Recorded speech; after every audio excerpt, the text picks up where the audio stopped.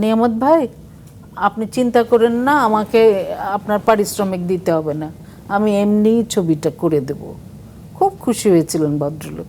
আপনি সব ধরনের পরিচালকদের সাথে আপনি কাজ করেছেন। আপনি একদিকে যেমন মূলধারার চলচ্চিত্র নির্মাতাদের সাথে কাজ করেছেন, আবার দেখা যাচ্ছে যে আপনি সুভাষ দত্ত, আপনি শেখ নিয়ামত আলী, আপনি এরকম আরও অনেকের সাথে কাজ করেছেন। এবং আমি একটা সিক্রেট শুনেছি যে আপনি অনেকের ছবিতে বিনা পারিশ্রমিকে কাজ করতেন। হ্যাঁ, এটা কিন্তু আমি জানি না আমাদের দেশে অন্য শিল্পীরা কতটুকু করেছে, কিন্তু আমি কিন্তু করতাম, এবং করতাম বিধায় সেই ভালো ভালো ছবিগুলো আমি পেয়েছি, করতে পেরেছি, পুরস্কৃত হয়েছি, বিভিন্ন ইন্টারন্যাশনাল ফিল্ম ফেস্টিভ্যালে পার্টিসিপেট করতে পেরেছি।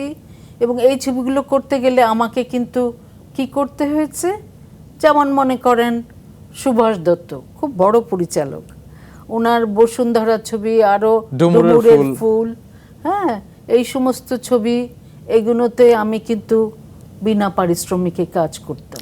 দহনও নেননি দহন শেখ নিয়ামত আলী সাহেব, ওটা আমরা কার্লোভা ভ্যালি ফেস্টিভ্যালে গেছিলাম, ওরা বলেছে এত সুন্দর ছবি বানিয়েছো তোমরা। হ্যাঁ, উনি ওই ছবিটি ছিল সোশ্যাল স্ট্র্যাটিফিকেশনের উপরে, এবং সেই ছবিতে আমি বললাম নিয়ামত ভাই, আপনি চিন্তা করেন না, আমাকে আপনার পারিশ্রমিক দিতে হবে না, আমি এমনি ছবিটা করে দেব। খুব খুশি হয়েছিলেন ভদ্রলোক। এটি কিন্তু আমাদের আজকালকার অভিনয় শিল্পীদের জন্য একটি শিক্ষা হতে পারে। আসলে ছবি তো আসলে অনেক ধরনেরই হয়।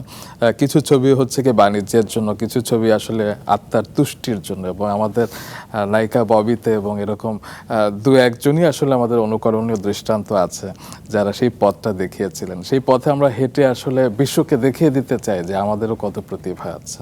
সেলিউট। Thank you.